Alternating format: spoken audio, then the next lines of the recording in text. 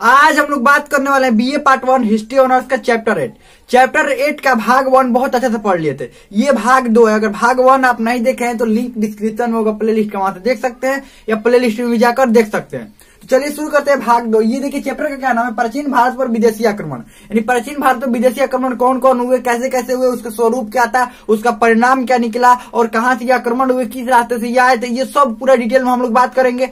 और एक बात, ये हम लोगों ने भाग 1 में हकमनी वंश के बारे में पढ़ लिया था, यानी कि ईरानी जो आक्रमणकारी थे उनके बारे में पढ़ लिए थे, वो कैसे भारत में एंट्री किए थे, क्या किए थे। और पढ़ना यूनानी आक्रमणकारी के बारे में, लेकिन इनका प्रभाव क्या क्या रहा, आक्रमण करने के बाद क्या हुआ, ये सब पूरा भी डिटेल में भी पढ़ना बाकी है। तो हम लोग समझ में आ गया होगा। चलिए इससे आगे हम लोग पढ़ते हैं। तो थोड़ा भारत का मैप समझ लेते हैं। ये मैप तो कल भी बनाए थे हम लोग, मैप कल भी बनाए थे। ये मैप पर ही ध्यान रखिएगा, आप लोग भी मैप बनाना सीख जाइए। अरे ये जरूरी नहीं है परफेक्ट ही मैप बनाए, तो थोड़ा सा भी मैप बनाने का तो कोई दिक्कत नहीं, थोड़ा सा मतलब ऐसे भी मैप बनाने का तो कोई दिक्कत नहीं है। जरूरी नहीं है पूरा परफेक्ट ही मैप होना चाहिए, ठीक है। ये भारत का ये लग रहा है ना कहाँ भारत है बस। अब देखिए यहाँ पर हकमनी वंश ये आए किधर से थे, यहाँ मध्य एशिया की यानी कि ईरान वाले क्षेत्र से आए थे। ध्यान रखिएगा, मध्य एशिया यानी कि ईरान वाले क्षेत्र से ये लोग आए थे। कौन, हकमनी वंश वाले।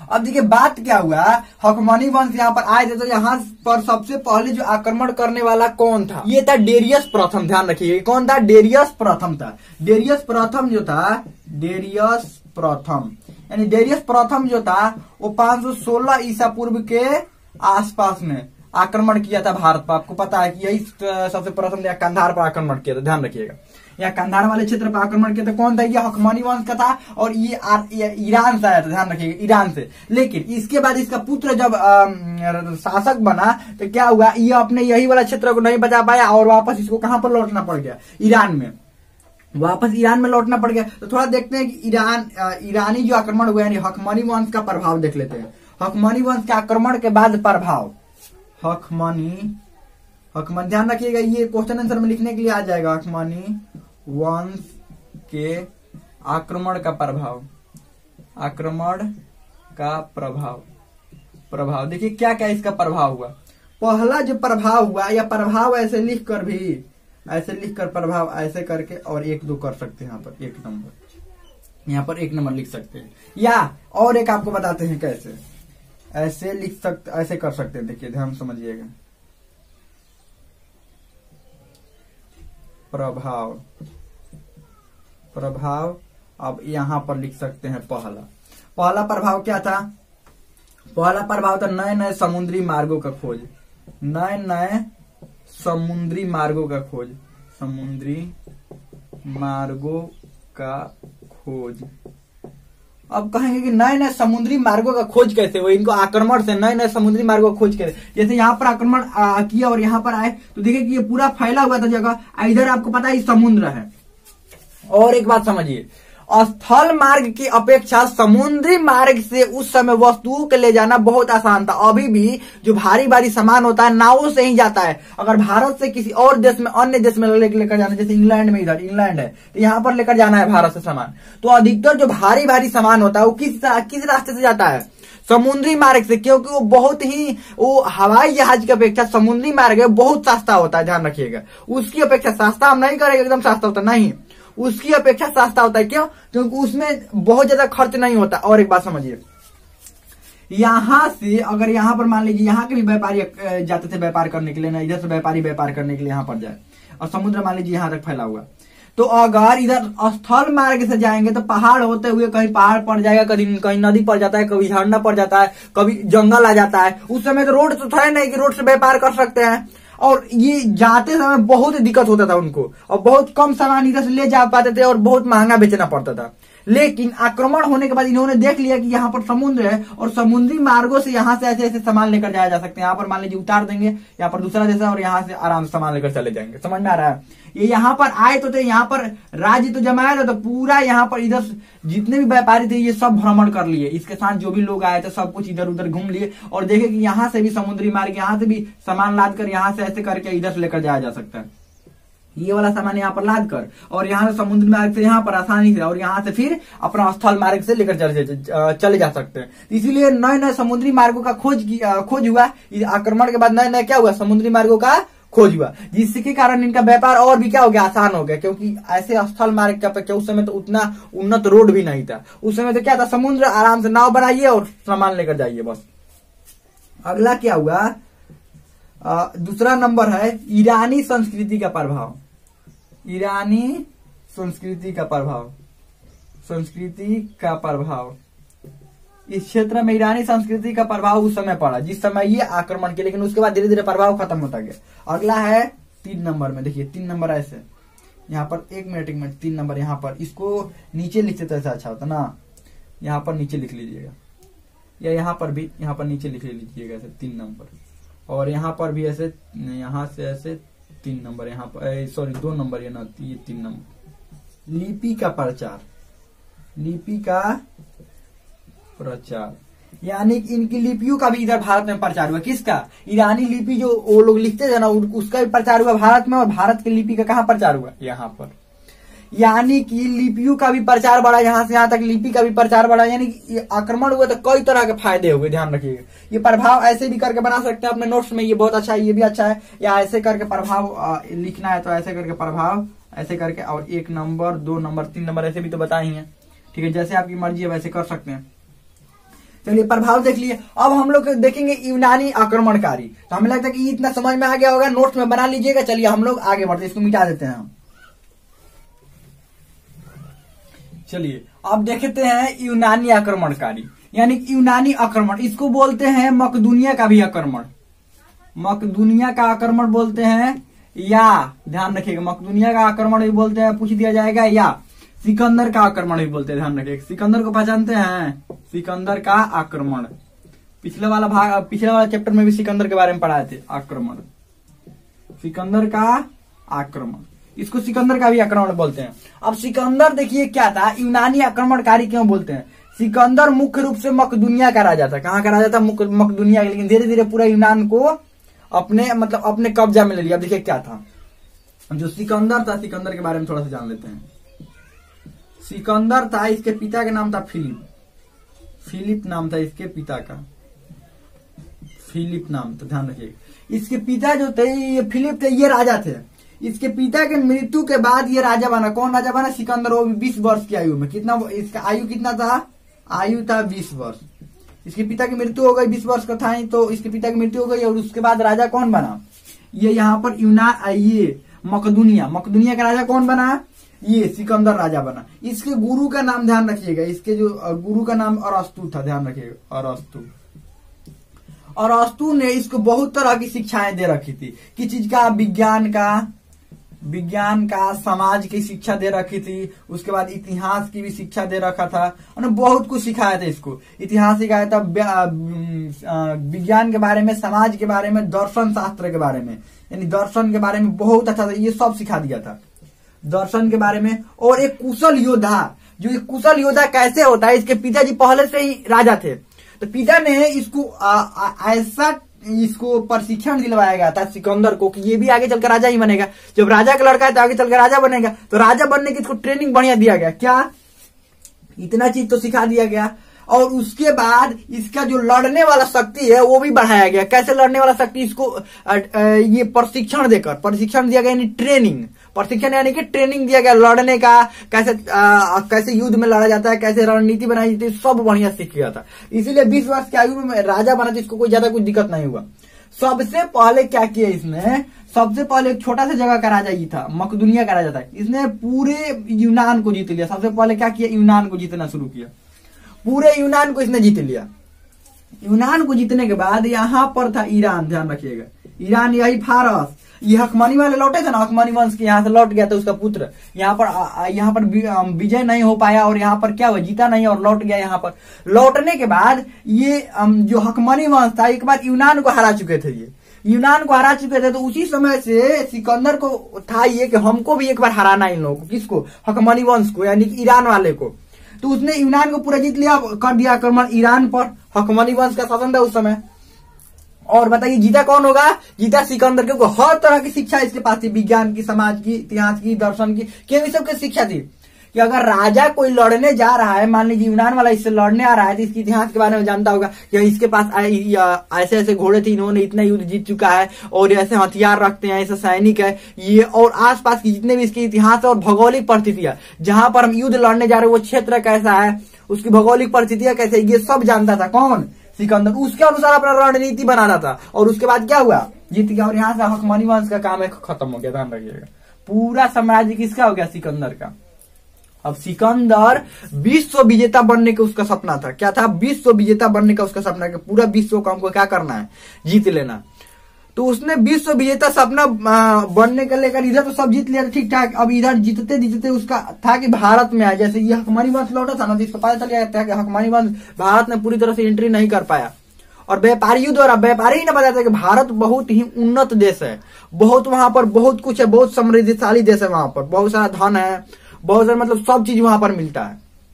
तो सिकंदर को था कि भारत को जीता जाए। तो भारत को जीतने के लिए सबसे पहले भी आपको बताया कि यहाँ से डायरेक्ट यहाँ पर भारत में नहीं आ सकते हैं। क्यों नहीं आ सकते हैं? बताए भी हैं क्यों नहीं आ सकते। क्योंकि इसके जो छोटे छोटे इधर राजा हैं, छोटे छोटे राज्य था, ये सब छोटे छोटे अलग अलग राज्य था। जैसे अलग अलग इस समय देश है ना, तो अलग अलग देश में मान लीजिए आना होगा तो परमिशन लेना पड़ता है ना। हवाई जहाज से आए चाहे किसी से भी आए, हवाई जहाज वाला भी परमिशन लेता है कि हम आपके ऊपर से हवाई जहाज ले जाए कि नहीं लेके जाए, आपके देश के ऊपर से। कहेगा नहीं तो नहीं लेकर जाना है, या आपके देश में एंट्री करके जाए कि ना जाए उस देश में, तो नहीं कह देकर नहीं जाना है। ठीक ऐसे ही ये सब राजा था। तो इतनी बड़ी बड़ी सेना लेकर जाने देगा कोई? सिकंदर की इतनी बड़ी सेना लेकर डायरेक्ट भारत पर आक्रमण करेगा? नहीं। इसको विश्व विजेता बनना था, तो सबको तो हराएगा ना। तो इधर से अब सिकंदर ने हराने का काम शुरू कर दिया। हराते आ रहा था, इधर लड़ते लड़ते सारे जगह से जीतता जा रहा था, सारे जगह से जीतता। जहां से भी जीतता था सैनिक मदद मांग लेते। यहाँ से जीता ना राजा से, बोला कि सैनिक मदद हमको दीजिएगा। जिस राजा को जीता था उसको छोड़ देगा, छोड़ जाओ, तुमको छोड़ देना है, तुम अपना राज्य चलाओ, हमको राज्य से मतलब नहीं है, तुम्हारा सैनिक है और सैनिक मदद हमको दो, बस अपना सैनिक मदद हमको दो। सबसे सैनिक मदद मांगते मांगते एंट्री हुआ इधर इसके। अब देखिए इधर सारे क्षेत्रों को जीतते हुए, पहाड़ वहाड़ दर्रा वरा पार करते हुए आया, एकदम एंट्री हो गया यहाँ पर तक्षशिला। तक्षशिला ही आता था जहां पर पहली जीत हासिल हुई सिकंदर की। जीत क्या कह लीजिए, तक्षशिला का जो राजा था आम भी खुद आत्मसमर्पण कर दिया था। खुद क्या किया था? आत्मसमर्पण कर दिया था। सिकंदर का जीत मान सकते हैं, जीत नहीं मान सकता, जीत भी मान सकते हैं। क्यों? क्योंकि तो आत्मसमर्पण किया ना तक्षशिला का राजा। तक्षशिला का राजा आम भी जो था आत्मसमर्पण कर दिया। और आपको चाणक्य वाला बात बताएंगे, तक्षशिला में ही वो क्या थे? आचार्य थे। इनको पता चल गया था कि सिकंदर आक्रमण करने वाला है भारत पर। आक्रमण करने वाला इसीलिए कहां पर आए थे? मगध में। कहां पर आए थे? ये आचार्य थे चाणक्य, जो तक्षशिला जो विश्वविद्यालय था यानी यूनिवर्सिटी, वहां पर तक्षशिला यूनिवर्सिटी में ये चाणक्य जो थे, बहुत अच्छा कहानी भी सुना चुके आपको चाणक्य वाला। चाणक्य ये यहाँ पर शिक्षक थे। तो उन्होंने यानी कि आचार्य थे, तो उन्होंने वो आए थे कहा? मगध में। मगध में मांगने के लिए, यहाँ पर मगध में मदद मांगने के लिए आए थे मगध में, कि ये आ रहा है सिकंदर, आप अपने सेना के साथ तैयार रहिए, नहीं तो भारत पर आक्रमण कर देगा, तो बहुत तबाही मचा देगा। किससे कहे से आकर? इसके दरबार में, धनानंद के दरबार में आए थे। उस समय नंद वंश का शासन काल था। कहां पर?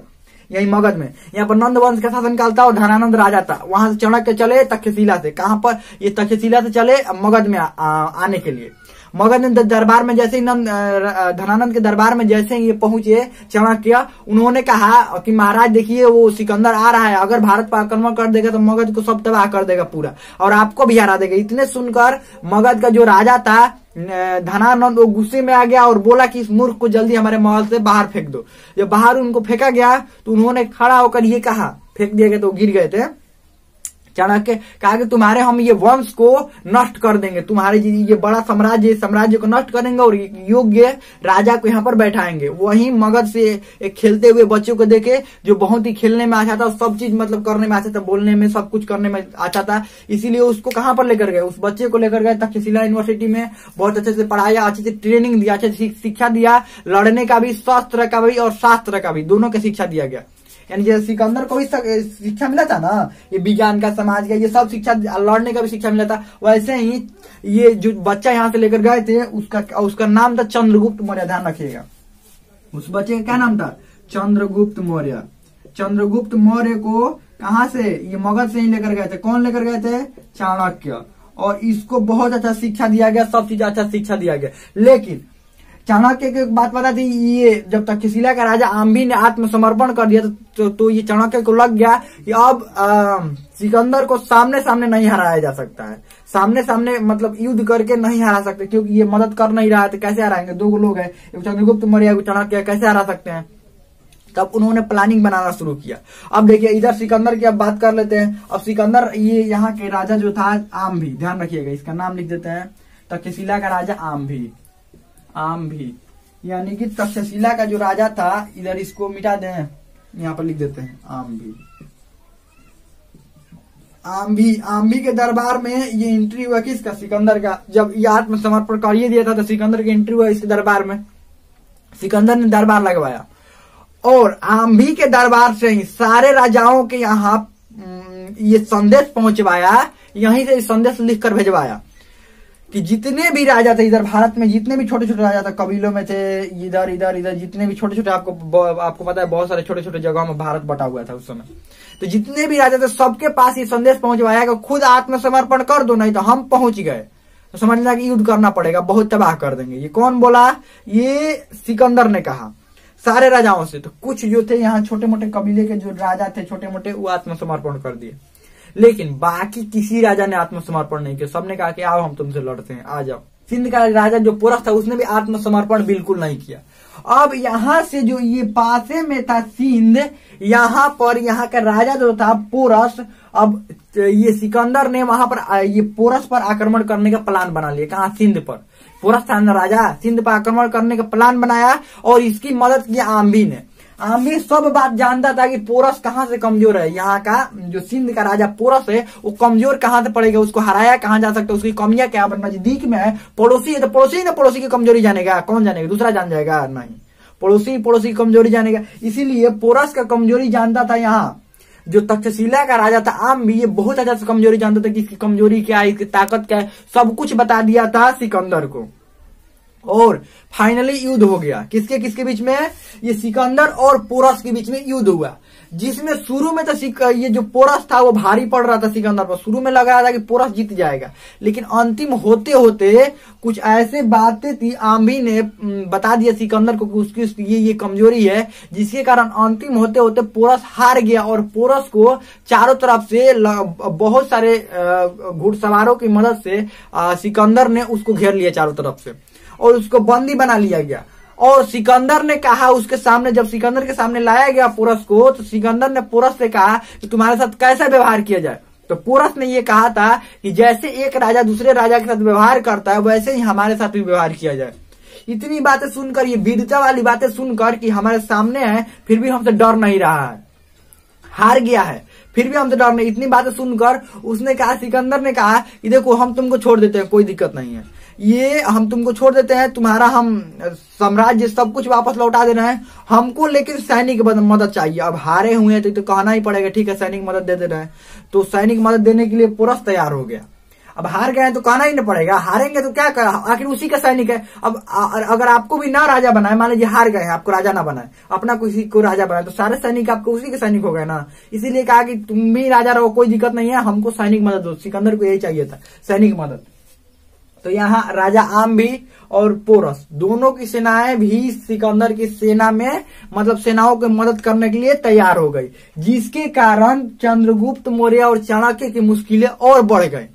अब चाणक्य ने एकदम परफेक्ट प्लानिंग बनाया। चाणक्य ने ये बात दिखा दिया कि ताकत और दिमाग के आगे दिमाग की चलती है, मतलब अगर ताकत और दिमाग आमने सामने आ जाए तो हमेशा जीत दिमाग की होती है। यानी कि दिमाग लगाने से हर समस्या का समाधान युद्ध से ही नहीं होता है, कुछ दिमाग लगाने से भी होता है। तो इसने चाणक्य ने क्या किया, चंद्रगुप्त मौर्य को एंट्री करवा दिया। कहां पर, सिकंदर की सेना में। सिकंदर की सेना में कैसे एंट्री करवा दिया, सिकंदर की सेना बहुत की संख्या में थी, थोड़ा सा सेना नहीं, बहुत सेना था, और सेना बहुत था, जिसके कारण कोई भी पहचान नहीं पाता था कि कौन हमारे सैनिक है कौन कहाँ के सैनिक है। ये भी एंट्री कर गया, चंद्रगुप्त मौर्य भी एंट्री कर गया। अभी समय के तरह के तो फोटो तो था नहीं कि ये हमारे सैनिक फोटो खींच लीजिए, इतना सैनिक है, इससे भी बाहरी फालतू नहीं आना चाहिए, तो था नहीं, फोटो खींचने वाला व्यवस्था तो था नहीं, सिग्नेचर वाला भी व्यवस्था नहीं था, सिग्नेचर करके देखो हमारे सैनिक है कि नहीं है, ये सब कोई व्यवस्था नहीं थी, जिसके कारण ये चंद्रगुप्त मौर्य एंट्री कर गया ये सिकंदर की सेना में। और वहां पर एंट्री करके अब ये लोग पहुंच गए थे ब्यास नदी। अब ब्यास नदी देखिए,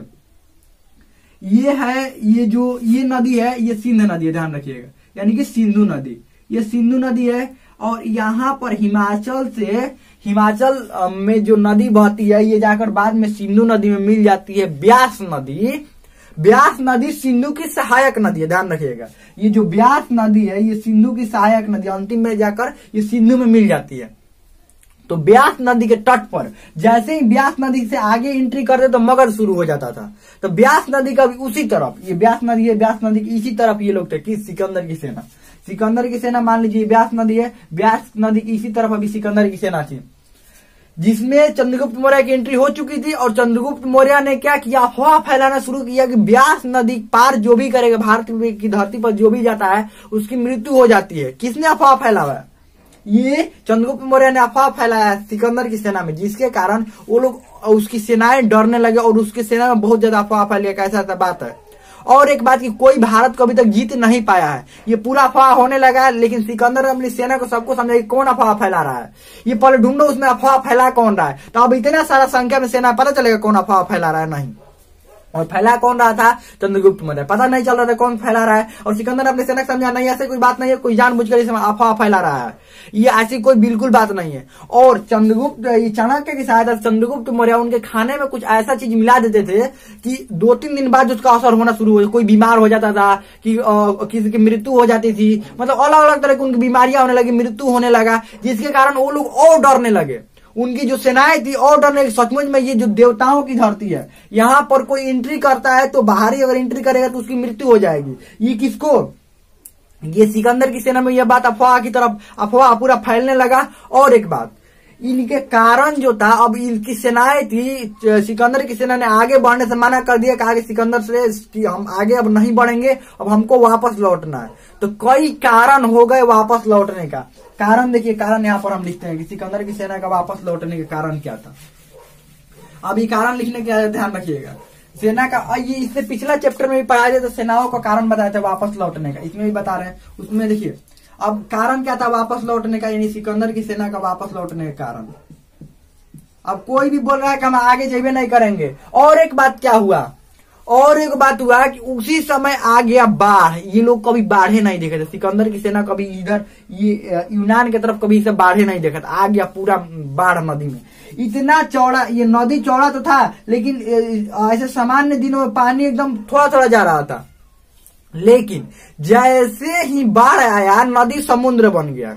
अब इनको पता नहीं चला कि इतना पानी कहां से आएगा। उनको सचमुच में लगा कि कोई देवता के कारण ये पानी इतना आ गया है। पूरा बाढ़ आ गया, पूरा मतलब आसपास में पूरा पानी फैल गया, जिसके कारण इनकी सेनाएं क्या हो गई, वापस लौट गई। तो सेना का वापस लौटने के कारण, यानी कि सिकंदर के सेना वापस लौटने के कारण, वापस लौटने का कारण, लौटने का कारण। तो यहाँ पर कारण लिखकर, यहाँ पर कारण लिखकर और उसके बाद कारण में 1 नंबर में लिखेंगे। सबसे पहले क्या था कि उनका कारण लौटने का, यानी कि उनके मन में भय हो गया था, यानी कि डर या भय, उनके मन में भय फैल गया था कि ये ऐसा ऐसा बात हो रहा है। और एक बात, बीमारी, बीमारी, और बीमारी कई कारण से होता था। एक तो ये कुछ खाने में मिला देते थे, और दूसरा कारण था कि वो लोग अब लड़ते हुए युद्ध आ रहे हैं तो घायल तो होंगे ना। मान लीजिए सामने वाला से जीत जाएंगे हम, तो दोनों तरफ का नुकसान होता है ना। अब टकराएगा, दोनों तरफ की सेनाएं लड़ेंगी तो इधर के भी सुना कुछ हानि होगा। तो इन लोगों में, सिकंदर की सेना में बहुत सारे लोग जख्मी हो गए थे,